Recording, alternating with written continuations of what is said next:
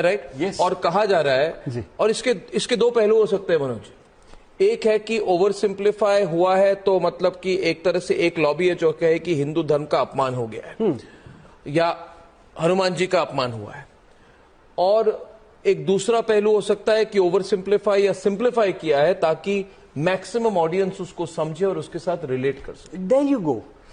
Did you deliberately try to oversimplify it? Completely. It is not an error. It is a very meticulous thought process that has gone into writing the dialogues for Bajrang Bali. And for all You've made it simple deliberately. We have made it simple because we have to understand one thing. If there are multiple characters in a film, they all cannot speak the same language. There has to be a kind of diversion, a kind of division. ये जो dialogue है, तेल तेरे बाप का, आग भी तेरे बाप की और जलेगी भी तेरे बाप की। अब ये जो डायलॉग है जो हनुमान जी ने कहा है लंका दहन के सीक्वेंस में, तो लोग कह रहे हैं ये बहुत एक तरह से भड़कालू है और ओवर सिंप्लीफाइड है। क्या हनुमान जी ऐसी भाषा का कभी प्रयोग कर सकते हैं? देखिए, हम सब रामायण को कैसे जानते हैं अर्नब?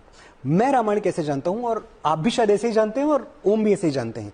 हमारे यहाँ कथा वाचन की भी परंपरा है। एक तो पढ़ने की परंपरा है और दूसरी वाचन परंपरा है। रामायण एक ऐसा ग्रंथ है जिसको बचपन से हम सुनते आ रहे हैं। अखंड रामायण होती है, पाठ होते हैं, कथावाचक होते हैं। मैं एक छोटे से गांव से आया हूं।